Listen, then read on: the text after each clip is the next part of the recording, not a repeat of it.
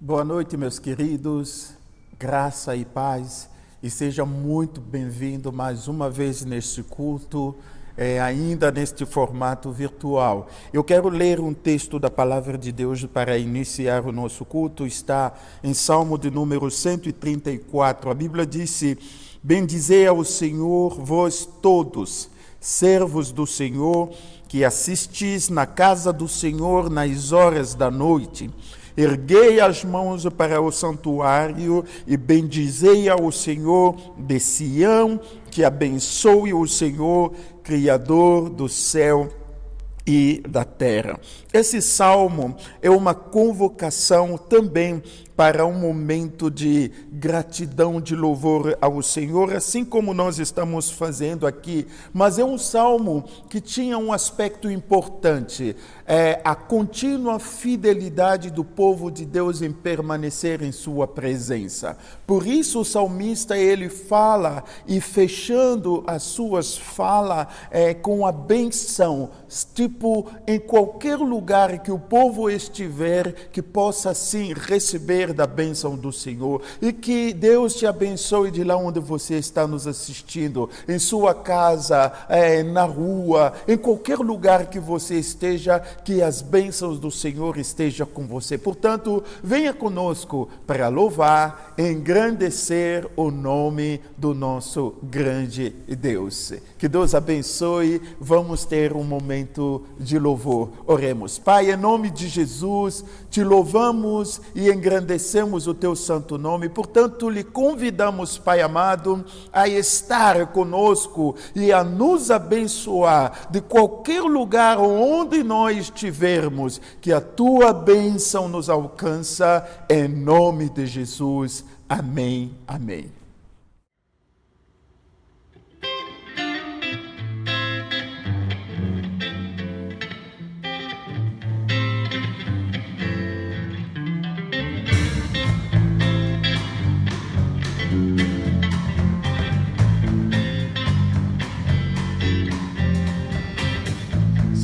Toda a terra, tu és o rei, sobre as montanhas e pôr do sol, uma coisa só, meu desejo é reinar de novo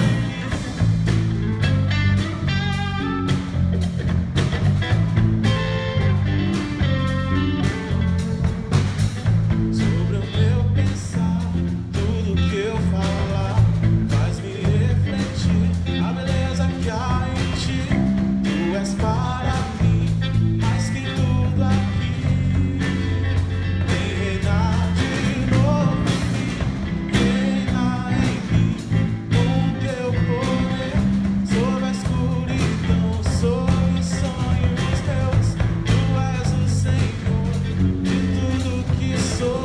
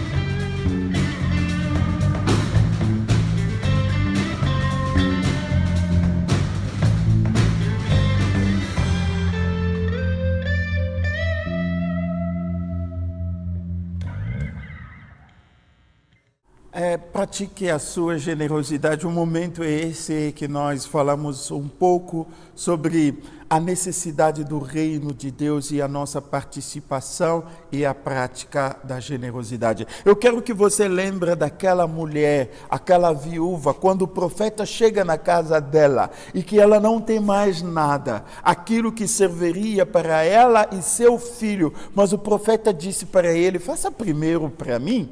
O que eu quero dizer através desse texto que nós encontramos no Antigo Testamento, no livro dos Reis, eu quero falar sobre a sua oferta é uma questão de fé.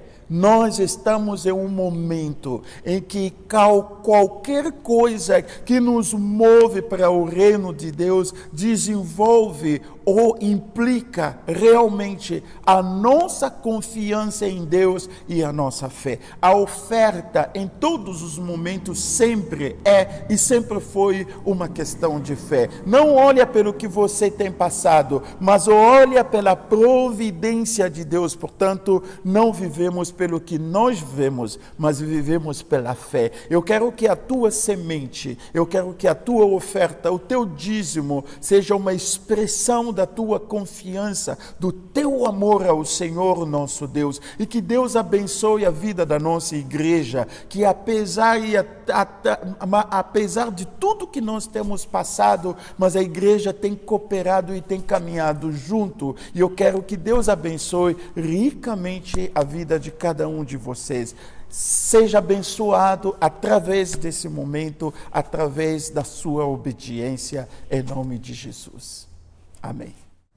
Momento de intercessão, momento de levantarmos os nossos olhos ao Senhor, aquele que ouve as nossas orações. Hoje eu queria que você pensasse comigo nessas coisas, pelo que vem acontecendo no mundo de maneira geral. O povo está gritando pela cura, o povo está gritando pela justiça, o povo está gritando pela paz, pela reconciliação no mundo todo. E eu queria que isso se torne hoje a nossa intercessão, que nós clamemos a Deus pela cura, que nós supliquemos a Deus para que haja paz no mundo, para que haja justiça e que o povo se entenda e que se reconcilie entre si e que se reconcilie também com Deus. Esse é o pedido que eu gostaria que nós sim estejamos orando a Deus pelas nossas famílias,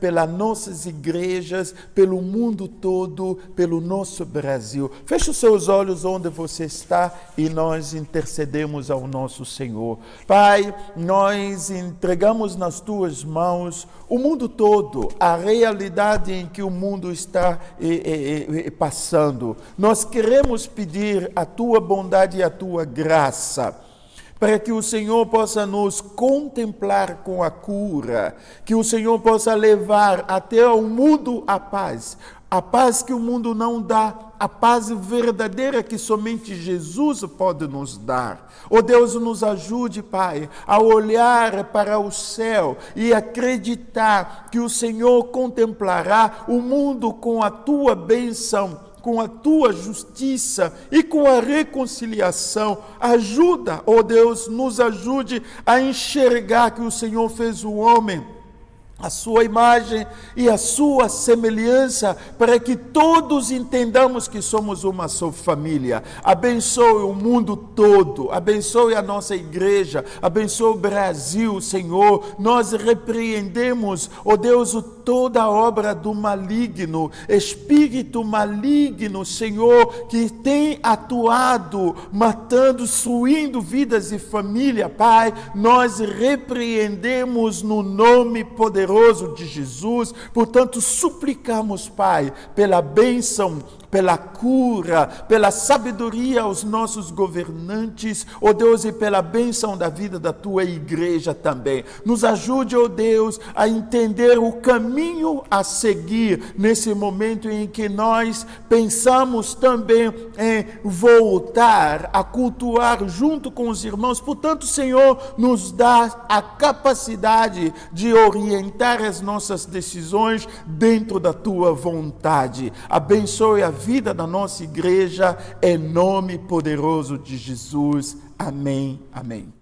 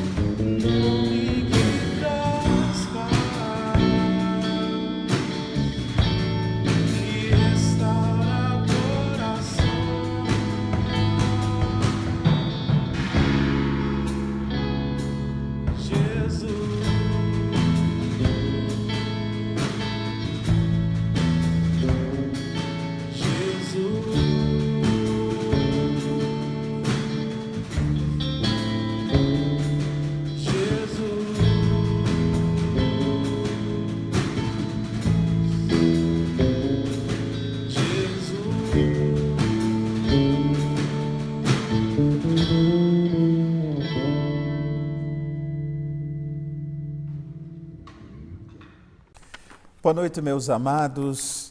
Glória a Deus, a palavra do Senhor que nos dá vida, força. Hoje continuamos a nossa série sobre felicidade em meio à crise. E hoje nós vamos ler Mateus capítulo 5, verso 5 e também os Salmos capítulo 37, versículo 11. Deixa eu ler a palavra. Bem-aventurados os mansos, porque herdarão a terra. E Salmos 37, versículo 11, diz assim: mas os mansos herdarão a terra e se deleitarão na abundância de paz.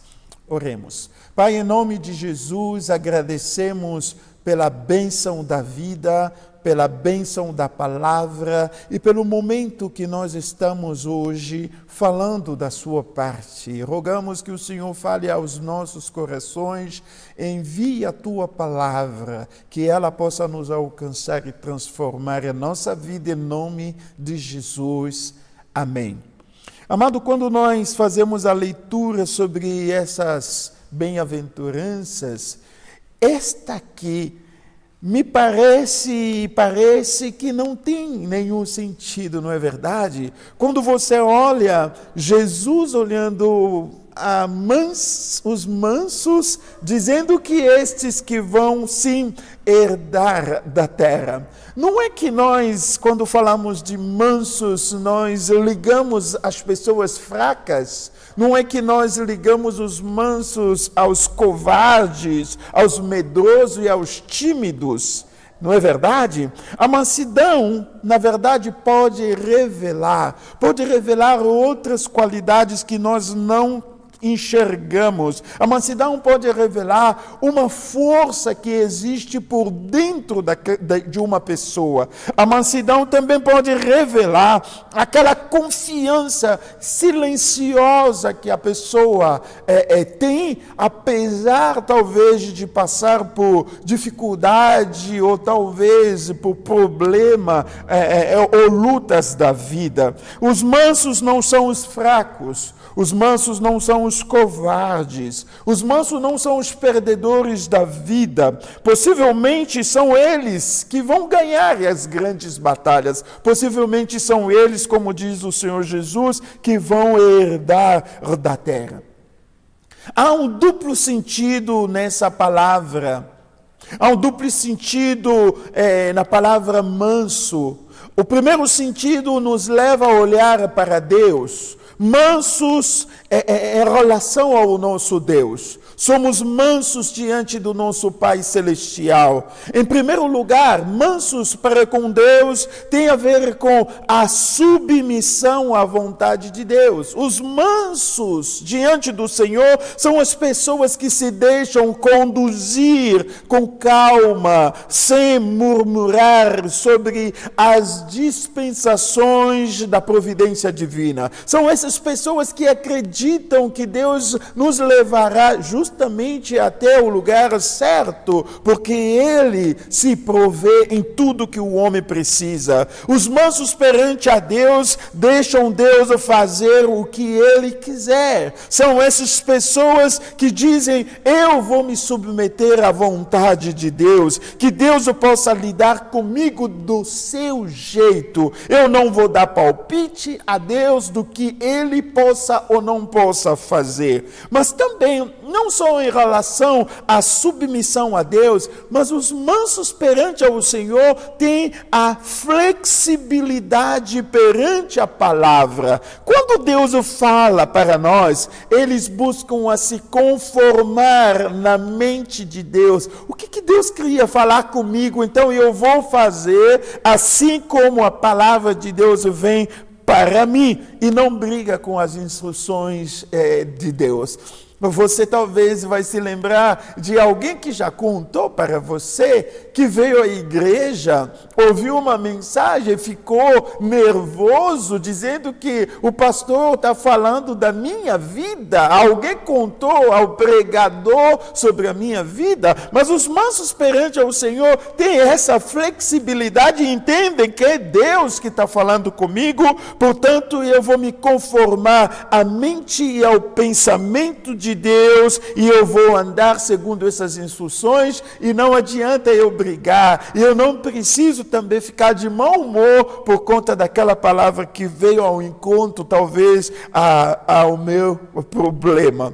Mansos perante a Deus e manso perante ao seu próximo. 3 coisas aqui eu levanto para mostrar os mansos para com o seu próximo. A primeira coisa é a bondade de espírito perante aqueles que são adversários, aqueles que pensam diferente, aqueles que nos contradizem e que nos contrariam, às vezes é necessidade. Mas o manso é aquela pessoa que usa de bondade para com essas pessoas. A segunda coisa, o manso é aquele que usa de gentileza para com seus inimigos. Olha, Jesus nos ensina muita coisa que revoluciona a nossa vida quando ele disse para que nós oremos até por nossos inimigos, até por aqueles que nos fazem mal.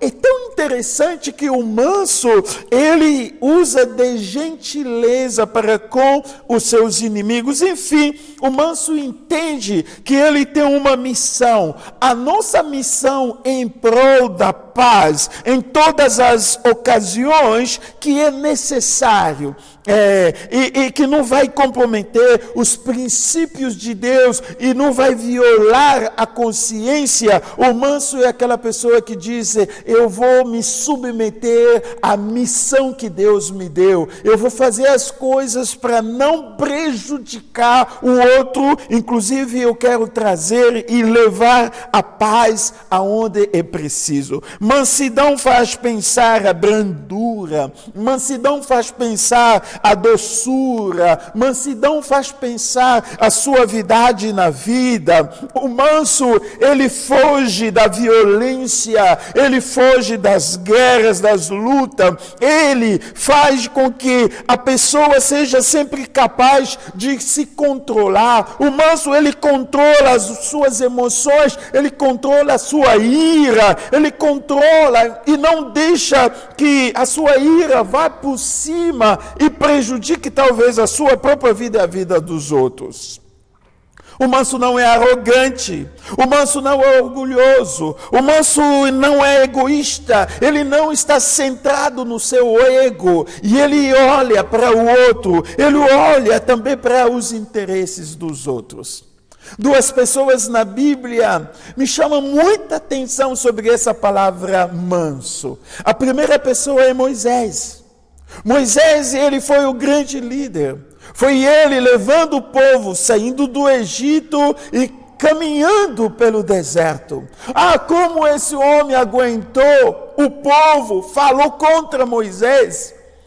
O povo se rebelou. O povo quis fazer de tudo para que Moisés talvez desista. Mas olha esse homem tão paciente. Olha esse homem tão manso. A Bíblia fala de Moisés como um homem paciente, como um homem manso. Como ele poderia aguentar? Como ele aguentou as circunstâncias? O manso, ele não se entrega à ira. O manso, ele não se entrega à cólera. Ele procura a paz. Ele busca fazer o bem, porque ele tinha algo e deixou entregue nas mãos de Deus. Moisés sabia que Deus, sim, é ele que estava no comando de tudo. Portanto, o que eu faria para mudar talvez a circunstância que nós estávamos vivendo?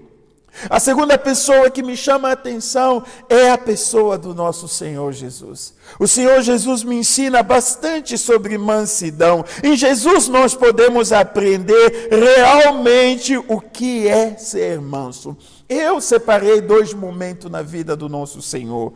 O primeiro momento é quando o Senhor está sendo levado até ao seu último momento aqui na terra.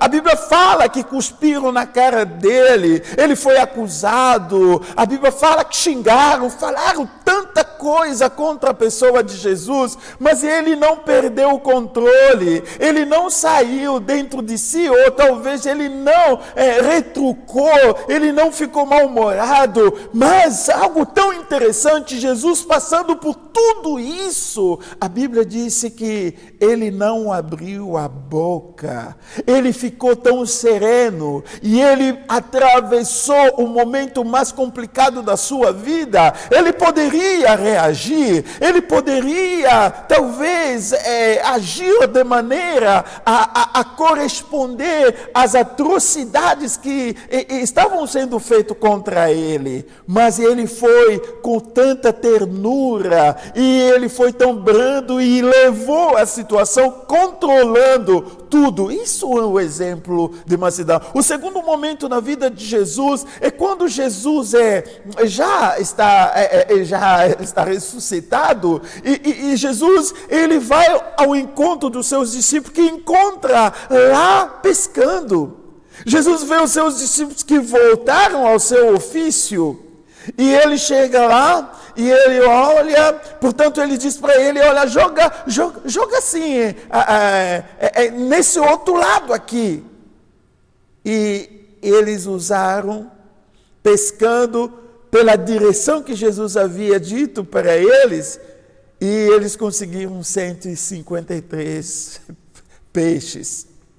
Jesus poderia ter aproveitado daquele momento, criticá-los, ou talvez dizer que vocês foram covardes. Jesus poderia levantar aquela situação para o lado dele, dizendo, olha, vocês me abandonaram, e eu fui lá, eu estava lá sozinho, e vocês não vieram, e agora vocês voltaram a ter a pesca. Que tipo de gente é você? Não. Jesus, ele não criticou aos seus discípulos. Você percebe que Jesus, inclusive, restaura a amizade que existia entre eles. Jesus, ele restaura o amor e direciona os seus discípulos para um outro futuro, um futuro melhor, aquilo que ele tinha planejado para eles.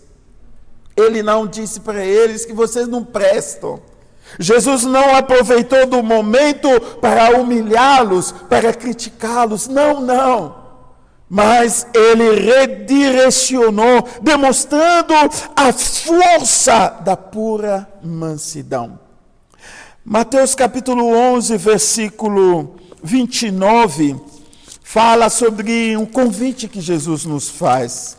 Mateus 11, 29. Jesus disse nesse texto, a partir do versículo 28, vinde a mim, todos os que estáis cansados e sobrecarregados, e eu vos aliviarei. Tomai sobre vós o meu jugo, e aprendei de mim, porque sou manso e humilde de coração, e achareis descanso para as vossas almas. Jesus nos faz um convite. Esse convite de Jesus simplesmente mostra a essência daquilo que Ele espera de cada um de nós. Jesus está dizendo, faça essa troca comigo, me dá o seu jugo. O teu jugo é pesado, me dá o teu, e eu quero dar o meu jugo, que é um jugo leve para você. O jugo de Jesus nos leva a uma aventura. O jugo de Jesus nos leva a um olhar da vida de maneira diferenciada. Portanto, o jugo de Jesus é um jugo que nos leva à leveza da vida. Ele diz que aprenda comigo. Ele diz que aprenda, venha. Ele faz esse convite, que é um convite tão importante na minha vida e na sua vida. Hoje eu quero levantar duas lições dentro desse texto. A primeira lição é que o jugo de Jesus é o único jugo que nos traz a tranquilidade espiritual. Ele fala do repouso. Jesus quer nos dar o seu repouso. O repouso para a nossa alma. Jesus convida os que são exaustos. Jesus convida os que são emocionalmente gastos. Olha como essa situação, essa vida tem nos levado aos extremos. Jesus chama aqueles que carregam um chumbo pesado. Diz, vinde a mim, porque o meu jugo é o único jugo que lhe trará tranquilidade espiritual. O único jugo que lhe dará o repouso. Segunda lição que Jesus nos apresenta aqui, nos mostra que o jugo que Jesus nos dá, que Ele quer fazer troca comigo, é o jugo que transforma os meus pesos, os meus cargos para a felicidade. É o jugo que tira as minhas limitações e me leva a uma vida de liberdade. Nós podemos decidir, meu amado, que nada que nos acontece possa nos definir. Há muitas pessoas que uma mágoa já lhe deixou irado e já definiu a sua vida como uma pessoa maldosa. Quantas e quantas pessoas que não souberam suportar a sua própria ira e já foi bater no outro, já foi reagir negativamente, já foi talvez prejudicar a vida do outro. Começamos, meu amado, a herdar da terra quando nós usamos a atitude e a postura. E aí Jesus disse, bem-aventurados os mansos, eles herdarão a terra. Não é a terra como posse de terreno, de mansão, que Jesus vai dar para cada um pedacinho da terra aqui. Não. Isso tem a ver com a ideia que o povo judeu tem da terra, olhando já pelo passado a terra, mostrando algo lá na frente para eles. Do Egito, Deus falava, eu tenho uma terra prometida. Isto tem a ver com algo melhor que Deus tem para nós. Eu quero dizer para alguém que talvez está levando a dureza de acusações, as pessoas estão jogando pedra, mas aí ele está talvez engolindo, não porque é covarde, mas porque ele deixou nas mãos de Deus e acredita que Deus fará toda a justiça para você. Eu quero dizer que existe a terra para você herdar. Essa terra significa, existe um lugar melhor, existe uma bênção melhor, existe algo de grande valor que Deus tem sim para você. Não é algo simples, mas é algo grandioso. Portanto, eu quero encerrar aqui dizendo, meus irmãos, experimente a dimensão das falas de Jesus, e quando experimentamos, sim, nós vivemos uma vida diferenciada. Que Deus abençoe a sua vida e que você entre nesse caminho da felicidade, esse caminho que vai na contramão com o pensamento humano. Portanto, é aqui que Deus disse, existe a nossa felicidade. Bem-aventurados os mansos, portanto, herdarão da terra. Que Deus abençoe a sua vida, que Deus abençoe a sua família. Amém. Eu te agradeço, Senhor, pelo carinho, pelo amor, pelo cuidado que tens por mim.